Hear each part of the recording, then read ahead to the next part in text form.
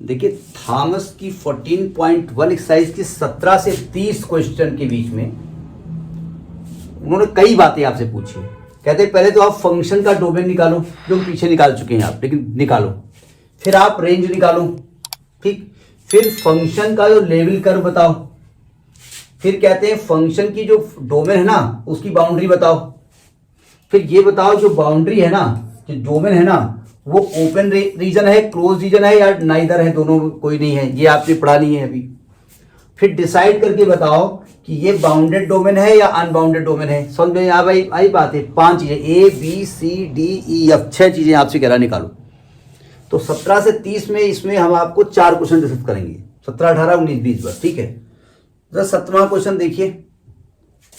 अब वो चूंकि फोटो खींचने में वो एक साथ आ गई, 17 और 19 एक साथ थे, तो आप फिलहाल 17वां नोट करिए। fxy is equal to y minus x. फिर बताया जाए इसकी डोमेन क्या है, नोट कर लिया। नोट तो हम ही करेंगे ना। देखिए आपका कर्व है 17वें का f x y is equal to y minus x. सबसे पहला पार्ट आपसे कह रहे हैं कि डोमेन बताओ। ये बताओ क्या x और y की कोई ऐसी वैल्यू आपको दिख रही है जिसमें फंक्शन अनडिफाइंड हो जाए, इन्फिनिटी हो जाए, रूट में निगेटिव हो जाए। तो आप लिखेंगे ऑल द पॉइंट्स। कोई पॉइंट इसमें ऐसा नहीं है, सब पॉइंट पे है। डोमेन होगा all the points x y in x y plane. समझ में बात नहीं है, सभी पॉइंट इसमें होंगे। इसको ऐसे लिखा जाता है, domain is equal to x comma y belongs to R square. Actually में होता क्या है कि जब आप एक्स कामा वाई लिखते हो ना, तो आपको याद होगा क्लास 11th में आप कार्टेशियन प्रोडक्ट लिखते हो, आर क्रॉस आर, इसलिए आर स्क्वायर लिखा गया है, ठीक है। दूसरा पार्ट देखिए। दूसरा पार्ट आपसे क्या पूछ रहा है? दूसरा पार्ट पूछ रहा है कि आप रेंज बताओ। रेंज का मतलब क्या होता है कि आप जब एक्स वाई रखोगे ना, तो जो आपको इसकी वैल्यू मिलने वाली है, value of f x y. Range का मतलब आपसे कह रहे हैं value of f x y. ये बताओ आप जब एक्स वाई की कोई भी वैल्यू लिख सकते हो, तो आपको हर रियल नंबर आपको मिल जाएगा। ऑल रियल वैल्यूज नहीं मिलेंगी, वो वैल्यूज मिलेंगी ना, अकॉर्डिंग थोड़ी मिलेगा। तो रेंज में भी हर रियल नंबर आपको मिलेगा। समझ में बात ये भी आ गई। तीसरी बात आपसे क्या कह रहा है? तीसरी बात कह रहा है कि भैया लेवल सरफेस बताओ। तीसरी बात कह रहा है कि आप लेवल कर्व्स बताओ। देखे दे रहे हैं range describe the functions level curve, ठीक है। तीसरी बात आपसे कह रहा है लेवल कर्व बताओ। देखो सी पार्ट कह रहा है कि लेवल कर्व बताओ। लेवल कर्व के लिए क्या करेंगे? लेवल कर्व के लिए y माइनस एक्स को c के इक्वल करेंगे ना। भाई c तो दिया नहीं गया, तो c तो आप निकालोगे ना। तो यानी कि ये y is equal to c plus x हो जाएगा। यानी अगर आप यहां पर इसको ध्यान से इस क्वेश्चन को इसको देखें, किसका इक्वेशन है? ये इक्वेशन ऑफ लाइन है या लाइंस है जिसका स्लोप है। मतलब इक्वेशन 1 क्या है? Equation of lines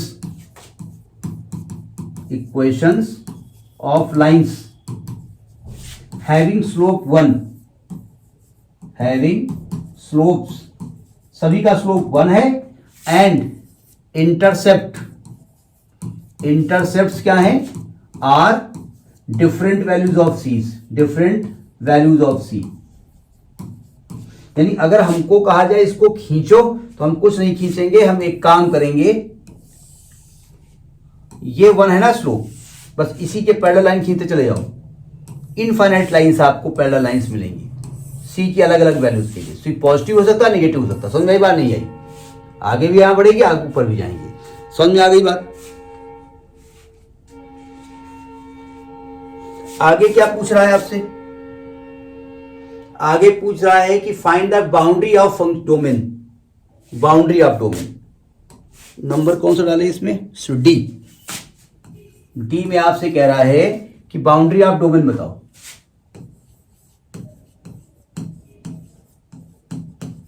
boundary of domain. आपको याद होगा इसके पहले जो आप कर्व खींचते थे लेवल सरफेस, तो आप कहते थे ना कि सर्किल के ऊपर पॉइंट हो भी सकता है, नहीं भी हो सकता, ये आप कहते थे ना। तो इसका मतलब जो डोमेन की बाउंड्री होगी वो कोई बाउंड्री होगी, एक्स वाई की वैल्यू कहां तक लाई करेगी, बाउंड्री इसकी क्या होगी, इसकी नो बाउंड्री होगी ना भाई। डोमेन में कहा गया है, आप कहेंगे जो डोमेन है, जो डोमेन है वो आप कह रहे हैं कि एफ एक्स वाई है, all the points in x y plane, ये तो आप कह रहे हो। तो इसका होता है नो बाउंड्री, इसकी कोई भी बाउंड्री नहीं होगी भाई। अगर सर्कल के अंदर होता, एलिप्स के अंदर होता तो कहते बाउंड्री है। जब कोई बाउंड्री नहीं है तो इसकी कोई बाउंड्री नहीं होगी, देयर इज नो बाउंड्री। आगे कह रहा है कि ये बताओ कि ये डोमेन ओपन है या क्लोज, भाई ये लफड़ा यहां पर है। अगला जो पार्ट कह रहा है कि whether the domain is open region और क्लोज रीजन। अब ये लफड़ा है, बताइए आपके हिसाब से क्या लग रहा है, ई पार्ट ओपन रीजन है या क्लोज रीजन है, बताइए। Domain is open, domain open है यहां पर, डोमेन इज ओपन, क्योंकि कहां क्लोज कहां है भाई, डोमेन इज ओपन, क्योंकि भैया वैल्यू कहां तक जाएगी, इनफाइनाइट तक जाएगी ना। इट्स इंक्लूडेड ऑल द अब यहां एक लफड़ा है, इसमें कोई बाउंड्री तो नहीं है, लेकिन एक कॉन्सेप्ट है टोपोलॉजी, एक मैथमेटिक्स है टोपोलॉजी। अब आप क्या, जब प्रोफेसर पढ़ाएं तो उनसे पूछ लेना जरूर, ठीक है। टोपोलॉजी कहती है कि मान लीजिए कोई बाउंड्री ओपन है, ठीक है, वो क्लोज नहीं है, लेकिन इनफाइनाइट एक बाउंड्री होती है, ठीक है, इनफाइनाइट भी, इन्फिनिटी की बाउंड्री है। तो कहते हैं इसको ओपन भी कहा जाएगा और क्लोज भी कहा जाएगा, नहीं समझे। मतलब आप लिखेंगे आप लिखेंगे domain is open, no boundary, आप लिख देंगे no boundary, no boundary, no boundary. But एक मैथमेटिक्स की ब्रांच है अकॉर्डिंग टू टोपोलॉजी, वो आगे आपको पढ़ाई जाएगी, शायद आपके यहां सिलेबस में कहीं ना कहीं होगी बीटेक में। Topology, infinite has a boundary, at infinite there is a boundary, there is a boundary, infinite पे बाउंड्री होगा। तो इस प्रकार के डोमेन को ओपन भी कहा जाएगा और क्लोज भी कहा जाएगा। सो these डोमेन्स या so domain will be open as well as close। समझ में बात आई नहीं है? तो इसको एक नया नाम दिया गया है, इसे आप याद कर लीजिएगा, आप अपने आप पूछ लेना, इसको क्लोपेन कहा जाता है, क्लोपेन। ये आपकी टोपोलॉजी का वर्ड है, क्लोपेन। हम जितने भी क्वेश्चन डिस्कस करेंगे वहां क्लोपेन वर्ड यूज करेंगे, ठीक है। अब देखो आवाज आ रही ना, फिर आपसे कह रहा decide whether it is bounded और अनबाउंडेड। ये किसी बाउंड्री से बंद तो रहे, तो domain is unbounded, domain is unbounded, ठीक है। ये डोमेन अनबाउंडेड है, लिख देंगे as there is no limit of for x y, आगे लिख दो as there is no limit, as there is no limit, there is no limit of x y, ये अनबाउंडेड है। बाउंडेड ये होता है अगर ऐसे इसके अंदर हो जाए तो बाउंडेड कहा जाता है, ठीक है। देखिए अगर इस क्वेश्चन को देखें कि ये कह रहा है कि F x y is equal to under root y minus x.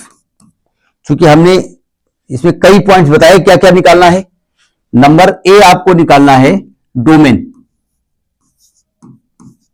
बताइए क्या डोमेन होगा, आपने क्या ऑल रियल नंबर्स। भैया डोमेन ऐसी फाइंड करना है कि रूट के अंदर निगेटिव नहीं होना चाहिए, है ना। यानी आप कहेंगे डोमेन के लिए जो y माइनस एक्स है वो should be greater or equal to 0 होना चाहिए। क्यों? यानी y is greater or equal to x, domain ये होगी जाकर के। क्योंकि डोमेन तो आपको एक्स और वाई दोनों की वैल्यू निकालनी पड़ेगी ना। तो डोमेन तो एक प्लेन होगा, तो आप लिखेंगे in x y plane. Domain में क्या करेंगे, in x y plane y is greater or equal to x होना चाहिए। लिखा कैसे जाएगा डोमेन में? डोमेन लिखने का तरीका क्या होता है, तो आप लिखेंगे d is equal to x comma y belongs to R square, याद है ना, आर स्क्वायर लिखा जाता है, where y is greater or equal to x. ये आपकी डोमेन हो गई। Have you got it? इसके बाद क्या निकालना है? इसके बाद निकालना है आपको रेंज। इसके बाद निकालना है आपको रेंज। ये क्वेश्चन था मेन, है ना। आपको इसकी रेंज निकालनी है। रेंज क्या होगी? देखो रेंज कैसे निकाली जाएगी, क्वेश्चन बार बार पलटना पड़ेगा आपको। देखिए नेक्स्ट पार्ट, आपको इसकी रेंज निकालनी। बताएं जरा रेंज क्या इसकी निकलेगी। बी पार्ट में आपको इसकी रेंज निकालनी है। बताइए इसकी रेंज क्या निकलेगी, बता सकते हैं? देखो सबसे पहले तो ये जो, हाँ ये जो नंबर है भाई, आप रेंज का मतलब क्या होता है? आपका एक क्वेश्चन ये है ना, f x y is equal to under root y minus x, है ना। तो जो आपकी एफ एक्स वाई की वैल्यू होती है उसे रेंज कहते हैं ना। अब एक सिंपल सी बात है, आप यहां से डोमेन से एक्स वाई की वैल्यू यहां रखोगे उठा करके, और जो रिजल्ट आएगा वो डोमेन होगा, इस रेंज होगा। क्यों? पहली बात तो स्क्वायर रूट है, और स्क्वायर रूट कभी निगेटिव नहीं होता। आपको अजीब लग रहा होगा क्या बता रहा है ये, आप लिखेंगे as square root can not be negative. अजीब लग रहा है ना, क्योंकि बचपन में हमने पढ़ा है कि 25 का स्क्वायर रूट प्लस माइनस 5 होता है, पढ़ा है ना हमने।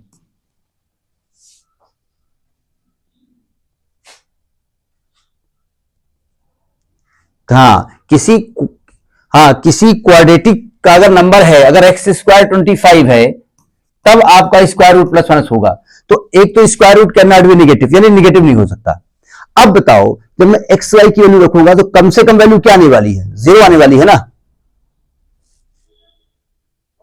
कम से कम 0 आने वाली है, और अधिक से अधिक क्या आने वाली है? इंफिनिटी। तो आपकी जो रेंज आएगी वो 0 से लेकर के इंफिनिटी, यहां क्लोज इंटरवल, यहां पर ओपन इंटरवल, ठीक है। रेंज निकल आई। इसके बाद आपको लेवल सरफेस निकालना पड़ेगा।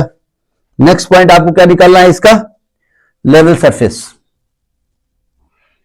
सी लेवल सरफेस कैसे निकालते थे जब बताइए?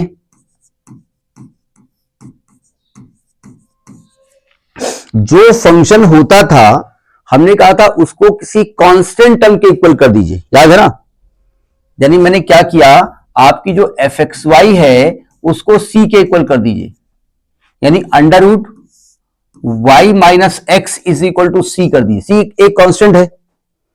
अब सिंपल सी बात है, जब स्क्वायर हटाओगे तो यहां पर y minus x is equal to c square आएगा, तो y is equal to x plus c square आएगा ना। जरा इस कर्व को पहचान रहे हैं आप? इस कर्व को आप पहचानते हैं? अगर मैं कहूं इस कर्व को पहचानिए तो कैसे पहचानेंगे?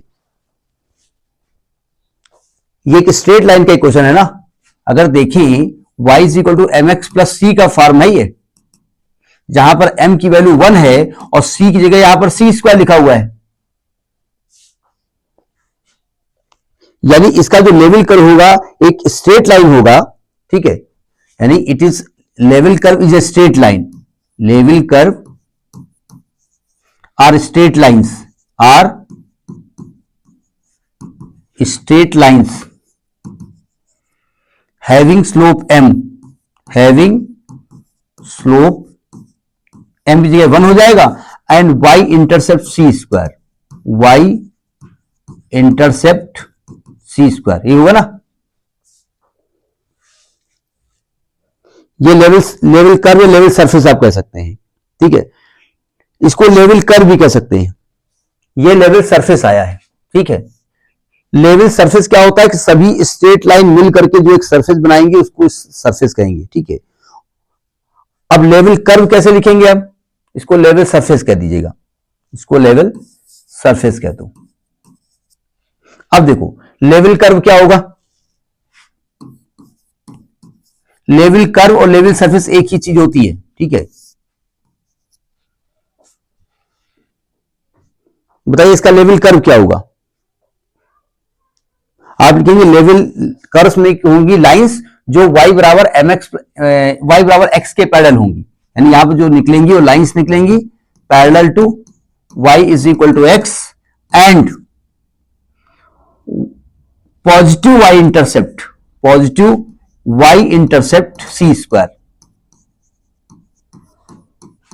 भाई ये तो सी स्क्वायर आएगा ना, तो निगेटिव तो हो नहीं सकता है, तो ये पॉजिटिव हो जाएगा। यानी सी जैसे जैसे इंक्रीज होगा, एज सी इंक्रीजेस ये ऊपर की ओर शिफ्ट होते जाएंगे, as c increases it shift towards upward, it shift in upward direction, upward direction. ये आपकी लेवल कर्व हो जाएगा, ठीक है। अब नेक्स्ट पॉइंट पे क्या निकाला है, boundary of domain of f x y. Next आपको जो निकालना है इसका पॉइंट डाल दो डी, डी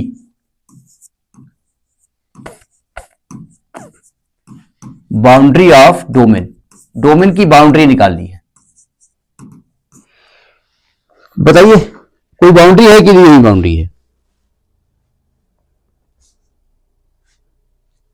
हाँ, y is greater equal to 0, तो आप लिखेंगे S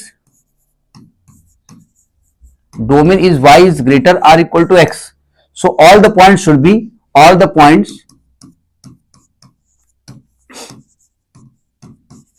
in the plane lie on y is greater or equal to x, इस पर लाई करेंगे, ये इसकी बाउंड्री होगी जाकर की। नेक्स्ट कह रहा है domain is open close or neither, open है क्लोज है या कुछ नहीं है। तो नेक्स्ट पॉइंट कह रहा है कि domain is open or close, domain is, ये राइटिंग समझ में आ रही है, विजिबिलिटी ठीक है ना। अब डोमेन ओपन है या क्लोज है बताएं।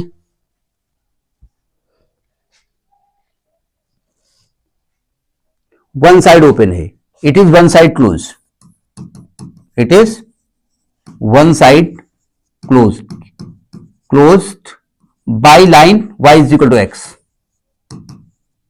y is equal to x line पे ये क्लोज है, ठीक है। यानी इसकी एक बाउंड्री है। फिर कह रहा है कि डोमेन बाउंडेड है या अनबाउंडेड है। नेक्स्ट पॉइंट कह रहा है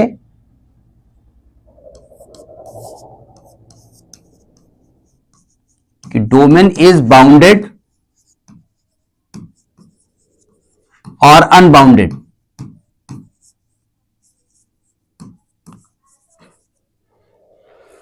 जिसको क्या लिखेंगे कि डोमेन बाउंडेड कहा जाएगा, अनबाउंडेड कहा जाएगा। हाँ, लिखेंगे कि डोमेन इज अनबाउंडेड, ठीक है। डोमेन इज अनबाउंडेड, क्यों भाई? नहीं, अनबाउंडेड, हाँ, बिकॉज BOU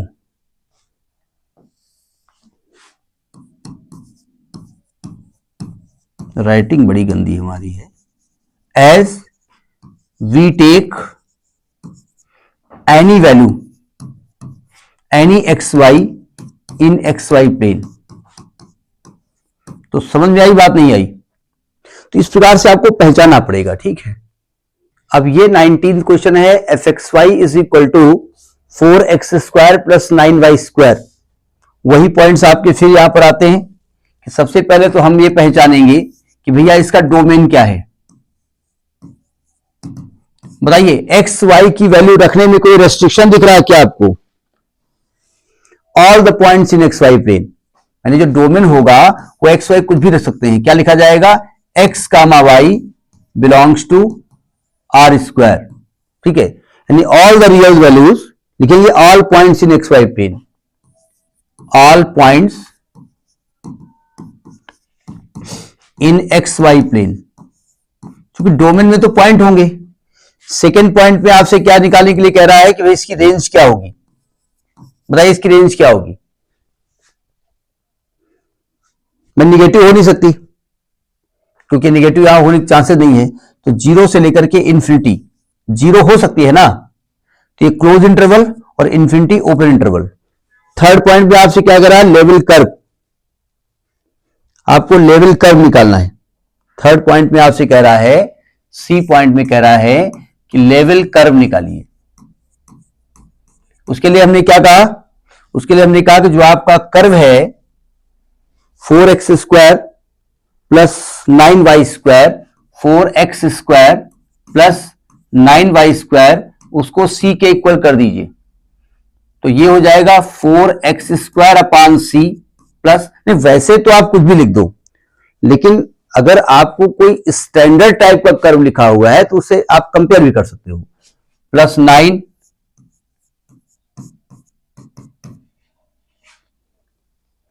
सर्कल तो नहीं बन पाएगा ना, ये कहां पर बन जाओगे सर्कल भाई। वेरी गुड, मतलब सर्कल का इक्वेशन आपका ax² plus by² is equal to c होता है। भाई साहब यहां x² y² कोफिशिएंट सेम होने चाहिए सर्कल के लिए, ठीक है। सर्कल की कंडीशन होती है कि x² y² कोफिशिएंट सेम होते हैं, तो ये हो जाएगा x² upon c² upon 4 c upon 4 plus y² upon c upon 9 is equal to 1, यानी ये लिखा x अपान √c अपान 2 का whole square plus y² upon √c upon 3 का whole square is equal to 1। इसको पहचानते हैं आप,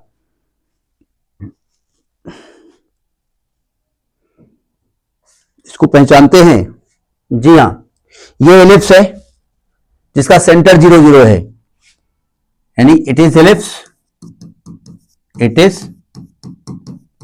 ellipse whose center is at 0 0, का सेंटर 0 0 है, and semi axis √c by 2 है एंड √c बाई 3 है। क्यों भाई, x² upon a² plus y² upon b² equal to 1, ये आपका इन x डायरेक्शन है, ये इन x डायरेक्शन है, और ये आपका इन y डायरेक्शन है। याद आई? अब आपने ठीक है पहचान लिया आपने लेवल सरफेस। अब आप कर्व बनाओगे तो कैसा बनेगा, तो लेवल कर्व क्या होगा, आप सी की वैल्यू रखते जाओगे तो क्या होगा, इंक्रीजेस, मतलब ये एक्सपेंड होता जाएगा। क्यों ऐसे होगा ना, तो आप लिखेंगे increases ellipse expand outward from origin, increases ellipse expand outward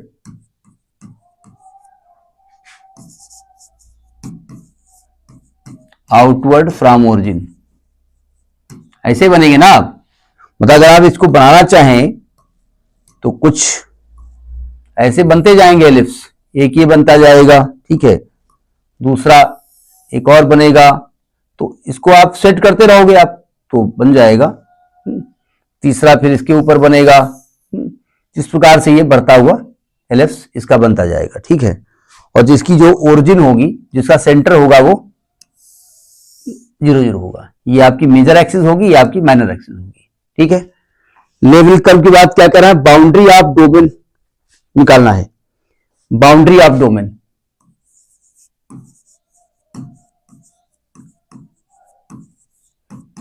बताइए डोमेन की बाउंड्री कुछ है क्या,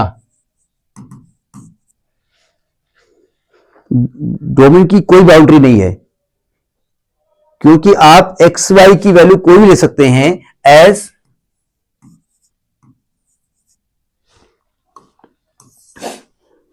as domain contain all possible real values xy, real values xy, so there is no boundary,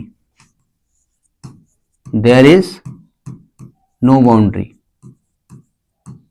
मतलब डोमेन की कोई बाउंड्री यहां पर नहीं है। फिर कह रहे डोमेन क्लोज है, ओपन है या नाइदर है, नेक्स्ट पॉइंट कह रहे हैं domain is close or open, domain is close or open. अब यहां एक लफड़ा है, जरा समझने की कोशिश करो। चूंकि आप एक्स वाई की कोई भी वैल्यू ले सकते हैं, इंफिनिटी तक ले सकते हैं, ठीक है, तो आप लिखेंगे as domain contain all the real values, all the real values in xy plane, xy plane, so it will be open, it will be open। लेकिन एक लफड़ा जरा समझिएगा, क्योंकि आप बीटेक में इसलिए आपको वहां तक पहुंचना पड़ेगा। एक मैथमेटिक्स की ब्रांच है टोपोलॉजी। क्या ब्रांच है? टोपोलॉजी।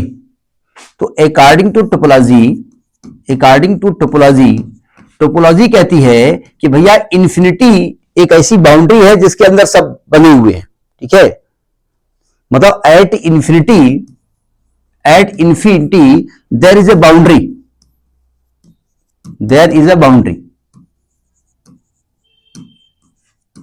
तो इसका मतलब सो डोमेन इज क्लोज भी हो गया। क्यों? तो ऐसे कंसेप्ट में जो टोपोलॉजी कहती है कि ये क्लोपेन होता है, तो क्लोज भी ओपन है, सो डोमेन इज क्लोपेन। एक नया वर्ड यहां पर आएगा, डोमेन इज क्लोपेन, डोमेन क्लोपेन है, CLOPEN। समझ में आई बात नहीं आई? जब भी ऐसा कंसेप्ट हो जहां पर एक्स वाई की वैल्यू इंफिनिटी तक कुछ भी ले सकते हैं, ऑल द रियल वैल्यूज, तो आप उसको ओपन लिख दीजिएगा, लेकिन आप बता दीजिएगा कि भाई आपकी जो टोपोलॉजी है वो कहती है कि इंफिनिटी पर कर्व को क्लोज किया जा सकता है, इसलिए उसको क्लोपेन कहा जाता है। समझ में बात आई नहीं आई? अब कहते हैं डोमेन बाउंडेड है या अनबाउंडेड है। नेक्स्ट कह रहा है कि डोमेन इज बाउंडेड और an unbounded. Domain is bounded और अनबाउंडेड। अब चूंकि हमारी जो वैल्यू है वो इलिप्स के अंदर भी है, इलिप्स के बाहर भी है ना डोमेन, इसलिए जो डोमेन होगा वो अनबाउंडेड होगा। तो आप लिखेंगे domain is unbounded, domain is unbounded, unbounded होगा।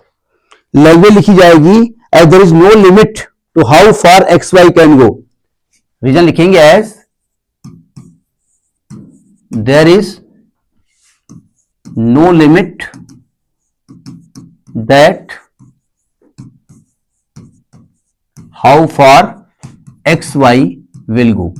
अब आप भाषा अपनी लिख सकते हैं। समझ में बात आई नहीं आई? अब 20th क्वेश्चन क्या कहता है कि F x y is equal to x square minus y square. First of all he is wanting domain. पहली चीज आपसे कह रहे हैं डोमेन बताइए, क्या कोई रेस्ट्रिक्शन है वैल्यू एक्स वाई के लेने में? भाई हमने बताया था कि एक्स वाई में कोई ऐसी वैल्यू ना लीजिए कि रूट में निगेटिव आ जाए या अपान में जीरो आ जाए। नो रिस्ट्रिक्शन, यानी डोमेन हो जाएगा all real values, all real values in x y plane, x y plane. यानी कि इसको ऐसे लिखा जाता है D is equal to x y belonging to R square. ये डोमेन हो गया। अब रेंज में, रेंज तो वैल्यू होती है ना, अब आपसे रेंज कह रहा, रेंज बताओ। रेंज में हर पॉसिबल वैल्यू मिलेगी आपको, तो हर वैल्यू एक्स वाई की रखोगे तो रेंज में ऑल द रियल वैल्यूज, तो all the real numbers, all real numbers, यानी माइनस इंफिनिटी से इंफिनिटी सभी वैल्यू यहां पर मिल जाएंगी। उसके बाद लेवल कर्व की बात कर रहे हैं आपसे। नेक्स्ट पॉइंट आपसे कह रहे हैं कि लेवल कर्व क्या होगा। तो क्या करेंगे आप, x square minus y square को सी लिख देंगे। पहचानते हैं इसको, family of hyperbola. C change होता रहेगा तो ये फैमिली ऑफ हाइपरबोला है।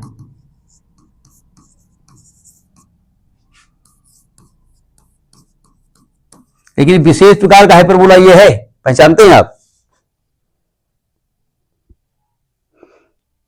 रेक्टेंगुलर हाइपरबोला आपने पढ़ा होगा।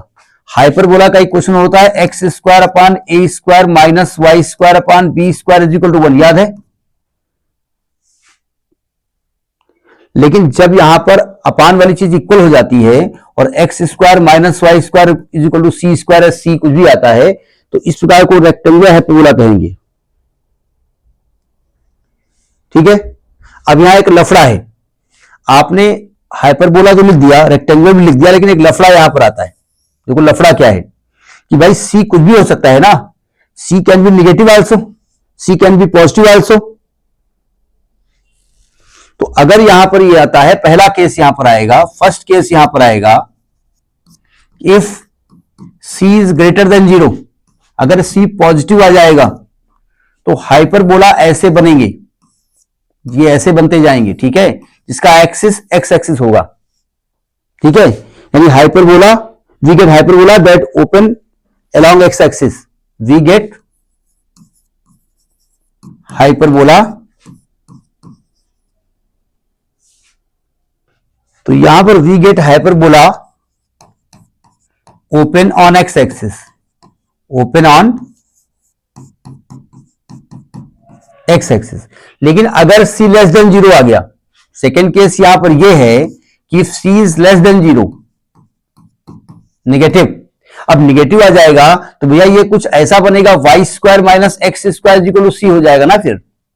तो हाइपरबोला फिर ऐसे बनेंगे जो वाई एक्सिस पर ओपन होंगे। तो लिखेंगे वी गेट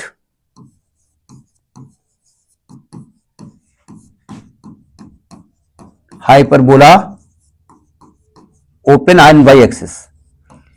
हम जल्दी जल्दी बता रहे हैं क्योंकि सबके कॉन्सेप्ट लगभग लगभग सेम है। ठीक है, ये लेवल कर्व हो गए। लेवल कर्व, लेवल सरफेस एक ही बात होती है, ध्यान रखिएगा। अब बाउंड्री ऑफ डोमेन के बारे में बात करेंगे। बाउंड्री ऑफ डोमेन, क्या डोमेन की कोई बाउंड्री है? तो आप कहेंगे no boundary, no boundary, no boundary. इसके बाद नेक्स्ट पॉइंट आपसे पूछ रहे हैं कि डोमेन इज क्लोज और ओपन।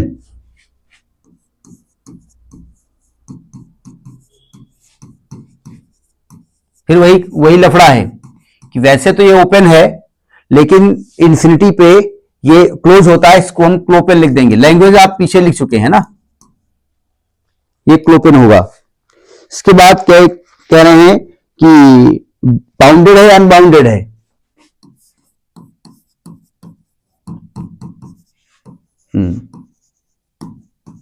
बाउंडेड और अनबाउंडेड, लैंग्वेज सब में लिखेंगे आप, हम शॉर्ट में अब लिखवा रहे हैं।